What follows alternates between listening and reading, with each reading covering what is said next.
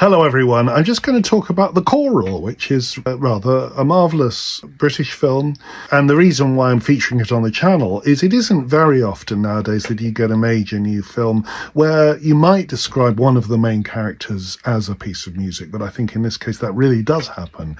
And the featured piece of music is Elgar's The Dream of Gerontius, and isn't it wonderful to hear Elgar's masterpiece presented admittedly in a slightly truncated form. I mean, in the film it is too. It's been reduced because of the war.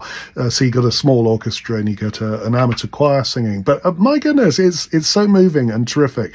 And Elgar's Dream of Gerontius is so miraculously marvellous. Marvellous piece, which I will probably discuss in the next short. Let's say I will discuss it. So I'm going to talk about that in the next short. So what's the film about? It's set in the First World War, but we never see the First World War.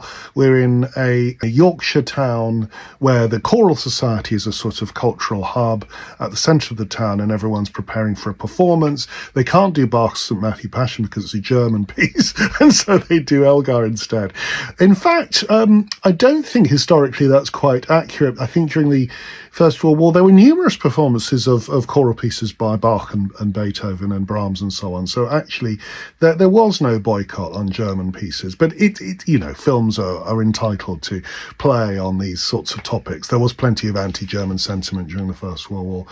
And the film is marvellous because we get all sorts of indications of the horrors of war, though we never see it, but we see the terrible effects it has on the community, people living with loss and suffering and bereavement and terrible heartbreak. And at the same time, we see young people falling in love.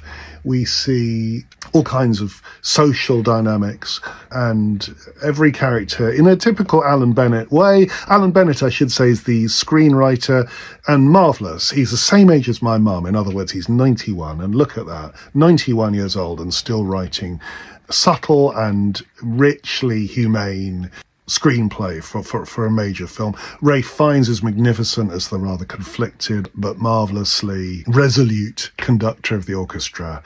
And a funny little cameo from Simon Russell Beales as Elgar, probably for me the most problematic part of the film, because Elgar is presented as a rather unpleasant man, actually, and I don't think it entirely does him justice. Elgar was prickly. Remember Yehudi Menuhin's description of him as being somewhat out of sync with the wonderful sensitivity of his music, and you encounter him and you've got this sort of bluff Edwardian gentleman with a moustache.